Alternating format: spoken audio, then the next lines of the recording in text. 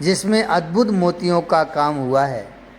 सिर में पगड़ी, हीरे की कलंगी उसमें है।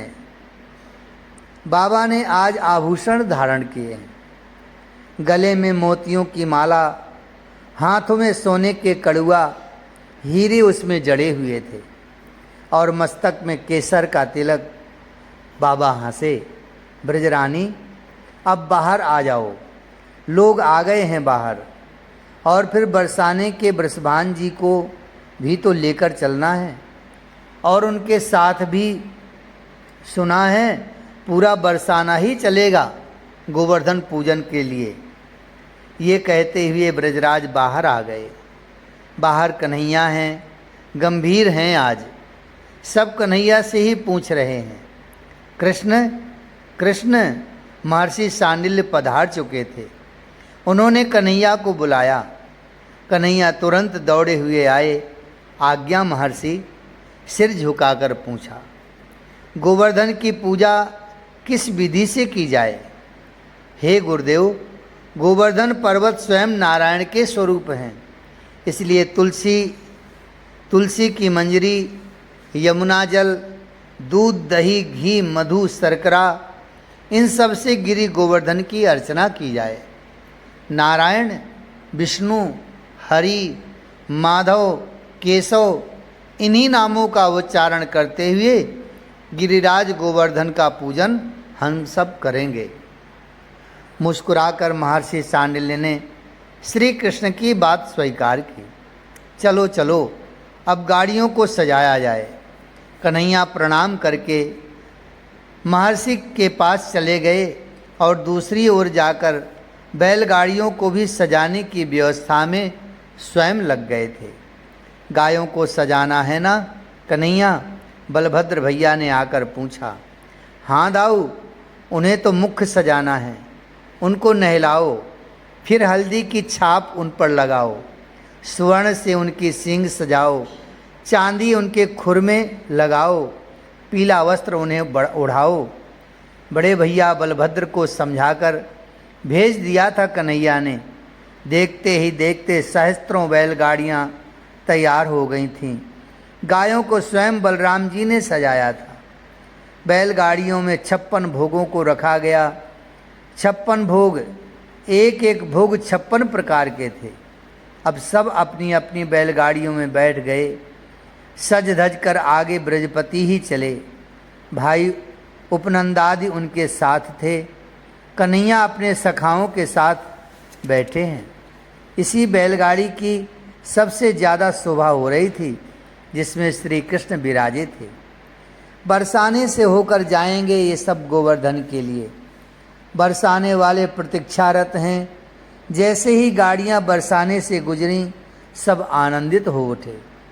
वृषभान जी और ब्रजराज दोनों गले मिले। ब्रजरानी और कीर्ति रानी दोनों प्रेम भाव से मिली और साथ में ही बैठी। वृषभान नंदिनी अपनी अष्ट सखियों के साथ बैठी हैं। श्याम सुंदर को निहार रही थीं, पर जैसे ही श्याम सुंदर ने श्री राधा रानी को देखा, श्री राधा ने दृष्टि घुमा ली। अब तो बैलगाड़ियों की लाइन बहुत लंबी हो गई थी, पर दूर से देखने में अद्भुत छटा लग रही थी इन सब की। पीले पीले रेशमी वस्त्रों से सजे थे सारे वृषभ। गीत गाते हुए, जय जयकार करते हुए सब गोवर्धन की ओर चले जा रहे हैं। आनंदित हैं सब, उत्साह उमंग अद्भुत है सब में। बोलो गोवर्धन नाथ की, कन्हैया ने कहा तो पीछे से सब ब्रजवासी बोल उठे, जय जय जय। गोवर्धन में पहुंचकर साष्टांग प्रणाम स्वयं कन्हैया ने किया था। बस फिर तो सब प्रणाम करने लगे थे गिरि गोवर्धन को। महर्षि सांडिल्य ने पुरोहित अब कन्हैया को ही बना दिया। महर्षि भी कन्हैया से ही पूछ रहे थे, क्या करना है क्या नहीं करना। पूजन की विधि जैसे शालिग्राम भगवान की होती है वैसे ही हो रही थी। 64 स्वर्ण के दोनों में यमुना जल डालकर उसमें तुलसी दल छोड़कर उन्हें पंक्तिबद्ध रखा गया था। गोपियों को पूजन की आज्ञा नहीं दी गई तो कन्हैया ने महर्षि सांडिल्य से कहा, महर्षि ये इंद्र याग नहीं है, ये गिरि गोवर्धन की अर्चना है, इसमें सबको अधिकार मिले। महर्षि ने स्वीकृति दी। अब तो सब गोपियां भी उत्साह से गोवर्धन का पूजन करने लगी थीं। बोलो गिरिराज गोवर्धन की जय जय जय। मनसुखा नाचते गाते बीच बीच में जयकारा लगा रहा था। महर्षि आप पुरुष सूक्त का पाठ करें, आपके साथ द्विज वर्ग भी जो आया हुआ है यहाँ वह भी पाठ करें। उस समय यमुना जल से अभिषेक होगा गिरिराज गोवर्धन का। नंद नंदन ने हाथ जोड़ कर महर्षि सांडिल्य को निवेदन किया था, इतनो जल 7 कोस के हैं तेरे गिरिराज भगवान, इतनो जल कौन लावेगो, और यमुना जी तनिक दूर पे हुए हैं। मनसुख ने साफ मना कर दिया। महर्षि की ओर से मुड़कर मनसुख की ओर देखा कन्हैया ने, अरे इतने ग्वाल बाल हो तो सही, ले आओ जल। श्री दामा ने कहा, 7 कोस के तेरे भगवान, हमारे जल लावे ते भींग जाएंगे। लाला कन्हैया इतनो जल यमुना जी ते नहीं आ पावेगो। अच्छो, सोचने लगे कन्हैया, रुको। एकाएक तेज पूर्ण मुखमंडल हो गया कन्हैया का। उनके नेत्र बंद थे, वो एक एक नाम का स्मरण कर रहे थे और उनके नाम लेने मात्र से वो उपस्थित हो रहे थे। गंगा, यमुना, सरस्वती, कावेरी, गोमती, गोदावरी, मंदाकिनी, अलकनंदा, गंडकी, इन सब नदियों का स्मरण किया। बस सब उपस्थित थी वहाँ। देखते ही देखते एक दिव्य कुंड प्रकट हो गया। महर्षि सांडिल्य ने उस जल का छींटा लिया, स्वयं आनंदित होकर बोले, इसमें तो संपूर्ण तीर्थों का जल है, विश्व की सारी नदियों का जल इसमें समाया हुआ है। आचमन किया महर्षि ने और मुस्कुराते हुए उस कुंड का नाम भी रख दिया मानसी गंगा, क्योंकि नंद नंदन ने अपने मन से इन गंगा जी को प्रकट किया था, इसलिए नाम रखा मानसी गंगा। अब तो सब ब्रजवासी आनंदित हो मानसी गंगा से ही जल लेकर गोवर्धन महाराज पर चढ़ाने लगे। 7 कोस के गिरि गोवर्धन का अभिषेक भी देखते ही देखते संपन्न हो गया था। चंदन लगाया गोवर्धन को, साष्टांग सबने प्रणाम किया। अब सब मुड़े कन्हैया की ओर। अब क्या 56 भोग लगेगा गोवर्धन महाराज को, कन्हैया ने कहा, और साथ ही साथ अपने सखाओं को कहा, भोग के जितने थाल हैं सब में भोग सजा कर लाओ और यहाँ गोवर्धन भगवान के सामने रख दो। सजा कर रखना, पंक्तिबद्ध करके रखना। कन्हैया की बात मानकर सब ग्वाले बैलगाड़ियों में चले गए। उनमें रखे हुए भोग के थाल, उन्हीं थालों में विभिन्न प्रकार के भोग थे। बस पंक्तिबद्ध खड़े हो गए सब। एक ग्वाला दूसरे को थाल पकड़ाता है, दूसरा तीसरे को, ऐसे करके थाल को सजाया गया। एक भोग 56 प्रकार के थे। गिनती करने के लिए जो ग्वाला बैठा था वह भी भूल रहा था, इतने पदार्थ हो गए। सब आनंदित हैं, सब रस में भीगे हुए हैं। गोपियाँ तो इतनी आनंदित हैं कि वो बात बात में नाच उठते हैं, क्योंकि इंद्र यज्ञ में तो इनको छूने की भी मनाही थी, पर इस गोवर्धन पूजन में इनका अपना अधिकार था। इनके प्रियतम ने ही ये अर्चना रखी थी। रसगुल्ला, चंद्रकला, रबड़ी, पेड़ा, मोहन थाल, लड्डू, मोहन भोग, जलेबी, राजभोग, रस भरी इमरती, माखन, मलाई, मलाई के लड्डू, मालपुआ, खीर, खीर मोहन, दूध, भात, बालूशाही, पूड़ी, कचौड़ी, बेढ़ई, चूरमा बाटी, घेवर, चीला, हलवा, खीर भोग। साग के प्रकार इतने हैं कि वर्णन कठिन है। दाल, मूंग की दाल, अरहर की दाल, दही बड़े, कांजी बड़े भात, मीठे भात, नमकीन भात, सादे भात और कढ़ी, बाजरे की रोटी, बाजरे की खिचड़ी, मीठी खिचड़ी, नमकीन खिचड़ी, दही, छाछ, तात मैं कहाँ तक वर्णन करूं। अनेक प्रकार के भोग हैं और अनेक प्रकार के व्यंजन, सबको सजा कर रखा गया। गोवर्धन महाराज के सामने दिव्य झांकी है इस 56 भोग की। अब महर्षि ने श्री कृष्ण से ही पूछा, अब तुलसी दल भोग में छोड़ा जाए? कन्हैया ने कहा, नहीं, ऐसे नहीं होगा। तुमने कहा था हे कृष्ण कि तुम्हारे गोवर्धन नाथ प्रकट होकर भोग स्वीकार करेंगे। ऐसे भोग तो हम देवराज इंद्र को लगाते रहते थे, प्रत्यक्ष होकर भोग स्वीकार करें तब है। ग्वालों ने पीछे से आवाज़ उठाई।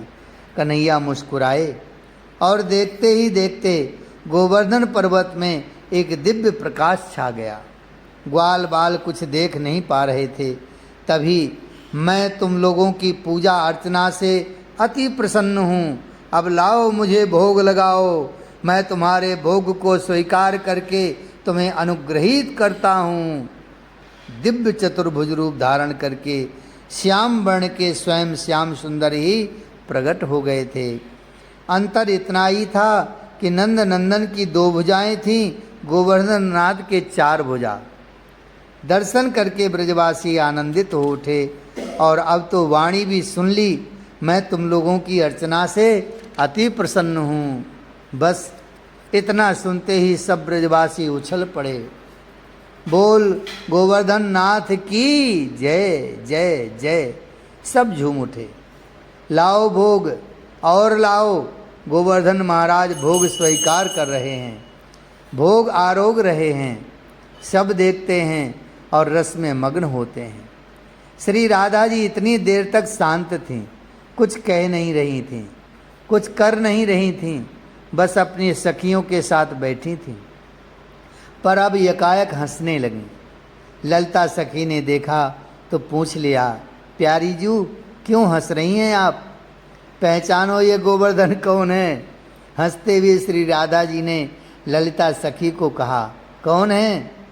ललिता सखी ने पूछा, हमारे श्याम सुंदर ही तो हैं। ये कहते हुए श्री राधा रानी हंसती रहीं। स्वयं ही पुजारी, स्वयं ही पूज्य, स्वयं पूजे और स्वयं पुजावे। सखी ललते, श्याम सुंदर अद्भुत लीलाधारी हैं। अपना कन्हैया लग रहा है ना ये गोवर्धन। प्रकट होकर 56 भोग आरोग रहे। गिरिराज महाराज को मनसुख ने देखा तो श्री दामा से ही पूछ लिया, पर इसके तो 4 हाथ हैं, हमारे कन्हैया के तो 2 ही हाथ हैं। अगर 4 हाथ के स्थान पर 2 ही हाथ होते तो क्या कन्हैया नहीं लगता है ये गोवर्धन? हाँ मनसुख, तू सच कह रहा है। श्री दामा का ध्यान अब गया। अरे मुस्कुराहट भी कन्हैया जैसी, खाने का तरीका भी कन्हैया जैसा, नेत्र भी वैसे ही चंचल। मनसुख अपनी बात कहकर अब ऐसे खड़ा है जैसे उसी ने इस बात को पकड़ा हो या इस रहस्य को उसी ने खोला हो। फिर कुछ देर बाद मनसुख श्री दामा के कान में कहने लगा, ऐसा नहीं लग रहा ये गोवर्धन बहुत दिन का भूखा है? श्री दामा की हंसी फूट पड़ी। ऐसे नहीं बोलते, कान काट देंगे गोवर्धन। श्री दामा ने हंसते हुए ही कहा, इंद्र थोड़े ही है, अपना गोवर्धन है, ये बस खाना जानता है। मनसुख फिर शांत भाव से खड़ा रहा। वो गोवर्धन महाराज की लीलाओं को देख रहा था। ब्रजवासी भोग लेकर आते पर गोवर्धन महाराज एक ही बार में सब खा जाते। मनसुख फिर श्री दामा के कान में कुछ कहने लगा। इस बार श्री दामा ने सुनी नहीं उसकी बात, तो थोड़ा जोर से बोला, ये गिरिराज गोवर्धन हमारे लिए भी कुछ छोड़ेगा या स्वयं ही सब खा जाएगा? ये मनसुख के बोलते ही पता नहीं क्या हुआ, गोवर्धन महाराज ने इशारे में मनसुख को आगे बुलाया। अब जा, खूब बोल रहा था, अंतर्यामी है गोवर्धन महाराज, मजाक उड़ा रहा था तू, अब फल भुगत। श्री दामा ने कहा, अरे तो मैंने क्या गलत बोला था? सब पीछे देखने लगे। मनसुख को ही गोवर्धन महाराज ने अपने पास बुलाया था। कन्हैया ने खुश होकर मनसुख से कहा, तेरे भाग्य खुल गए, देख तुझे ही बुला रहे हैं मनसुख, जा प्रणाम करके आशीर्वाद ले ले। डरता हुआ मनसुख गोवर्धन महाराज के पास पहुंचा। मुझे भोग लगाओ, गोवर्धन महाराज की गंभीर वाणी गूंजी। भोग लगा मनसुख, कन्हैया ने कहा। मनसुख ने पास में रखे भोग सामग्रियों से लड्डू उठाया और गोवर्धन महाराज को खिला दिया। वो लौटने लगा तो फिर वही आवाज़ गूंजी, प्रसाद नहीं लोगे? मनसुख खुश हो गया। वो मुड़ा तो वही लड्डू गोवर्धन महाराज ने मनसुख के हाथों में दे दिया था। जैसे ही खाने के लिए लड्डू तोड़ा मनसुख ने, उसमें से 2 कानों के कुंडल निकले। ले, ये तेरे लिए दिया है कन्हैया, तू रख ले। लड्डू को तो खा गया, पर उसमें से जो स्वर्ण के कुंडल निकले थे उसे कन्हैया को दे दिया था। ये तो लड़कियों के कुंडल हैं। कन्हैया हंसे। हाँ तो मेरी भाभी को पहना देना, मनसुख सहजता में बोला। तेरी भाभी? हाँ मेरी भाभी, ला दे कुंडल, मैं उसी को दे देता हूँ। वे कहते हुए श्री राधा रानी के पास मनसुख गया और उनके हाथों में दे दिया। लाल मुखमंडल हो गया था श्री राधा रानी का। शर्मा गई थी वो। हे ब्रजवासियों, वर मांगो, मैं तुमसे बहुत प्रसन्न हूँ। गोवर्धन ने अब भोग पाने के बाद सबसे वर मांगने के लिए कहा। तात अद्भुत बात ये हुई, वहाँ सबने यही वर मांगा कि कन्हैया के प्रति हमारा प्रेम ऐसे ही बढ़ता रहे, कन्हैया ही हमारा एकमात्र प्रिय हो। उद्धव विदुर जी को ये कथा सुना रहे हैं। श्री राधा रानी ने हाथ जोड़कर और नेत्रों को बंद करके मांगा कि मेरा सुहाग श्री कृष्ण ही बने। मैया यशोदा ने मांगा, मेरे लाला पर कभी कोई विपदा न आवे। पर कुल मिलाकर सबने श्री कृष्ण के लिए ही मांगा, क्योंकि श्री कृष्ण के सिवा इनका कोई है ही नहीं। तथास्तु कहकर गोवर्धन महाराज अंतर्ध्यान हो गए थे। पर एक आश्चर्य हो गया। अब इस आश्चर्य से मनसुख बड़ा प्रसन्न है। सब लोग सोच रहे थे सारा का सारा भोग गोवर्धन महाराज पा लेंगे, और पा भी लिया था, सारे थाल खाली हो गए थे। पर जैसे ही गोवर्धन महाराज अंतर्ध्यान हुए, थालों में भोग प्रसाद पहले जैसा था वैसा ही भर गया। कन्हैया ने साष्टांग प्रणाम किया गोवर्धन नाथ को, फिर तो सबने प्रणाम किया।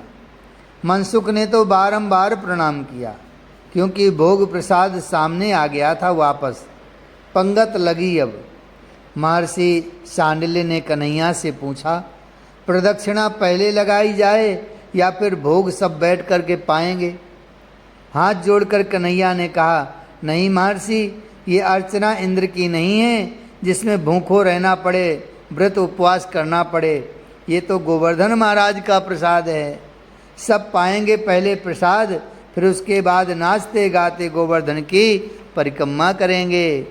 महर्षि गदगद हैं इस शालिग्राम स्वरूप गोवर्धन की पूजा करके। अन्य कोई द्विज इस गोवर्धन पूजा का रहस्य जानना चाहता है तो महर्षि सांडिल्य उससे कहते हैं, ये गोलोक धाम के विशाल शालिग्राम हैं। शालिग्राम से भी ज़्यादा इनकी शिला पूजने का फल है। ये सदा हरिदास वर्य हैं, यानी समस्त हरिदासों में श्रेष्ठ हैं। सबने प्रसाद पाया। कढ़ी भात, बाजरे की खिचड़ी, ये इस गोवर्धन पूजन में आवश्यक बना दिया था कन्हैया ने। बाकी अन्य मिष्ठान्न, पकवान, नाना प्रकार के व्यंजन, पर ये अब सब प्रसाद है। सबने आनंदित होकर प्रसाद पाया। अब महर्षि ने कन्हैया से पूछा, परिक्रमा गोवर्धन नाथ की प्रदक्षिणा? कन्हैया ने कहा, आगे आगे गौ को किया गया। सुंदर सुंदर गौएं हैं। हल्दी के छापे उनके देह पर लगाए गए थे। सोने से सींग मढ़ी गई थी, चांदी से खुर मढ़े गए थे। इनको आगे आगे रखा गया। ब्राह्मणों को इनके पीछे, जिसमें महर्षि सांडिल्य इत्यादि थे, और इनके पीछे ब्रजराज जी, वृषभान जी गणमान्य व्यक्ति थे। उनके पीछे ब्रजवासिन थीं, सुंदर सुंदर सजी धजी गीत गाती हुई चल रही थीं। बरसाने वाली सखियां अलग थीं और नंदगांव की अलग।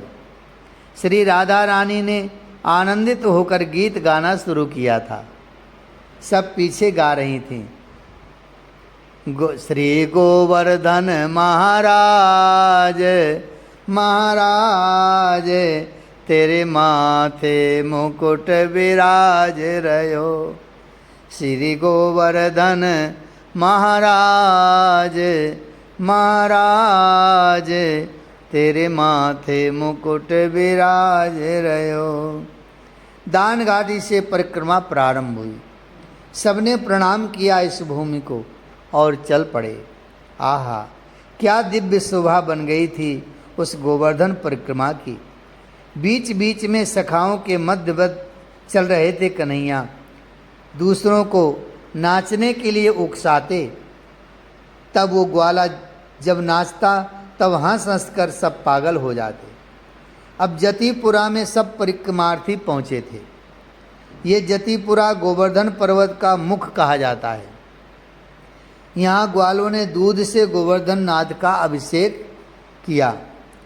कुछ देर बैठे पूरी श्रद्धा से प्रणाम निवेदित करते हुए ये लोग बढ़े। राधा कुंड, श्याम कुंड, इन कुंडों में सबने स्नान किया था।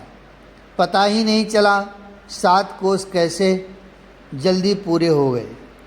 श्री राधा रानी ने ललिता सखी से कहा था, ऐसा लग रहा है मिनटों में पूरी हो गई परिक्रमा, क्योंकि दान घाटी आ गई थी और अब परिक्रमा पूरी करके सब लोग अपने अपने घरों में जाने वाले थे। जय जय श्री राधे, जय जय श्री कृष्ण। श्री गिरिराज महाराज की जय। मैं तो गोवर्धन को जाऊं मेरी वीर, नाय माने मेरो मनुआ। अरे नाय माने मेरो मनुआ, मनुआ नाय माने मेरो कनुआ। मैं तो गोवर्धन को जाऊं मेरी वीर, नाय माने मेरो मनुआ। श्री गिरिराज महाराज की जय। श्री गोवर्धन भगवान की जय। जय जय श्री राधे श्याम।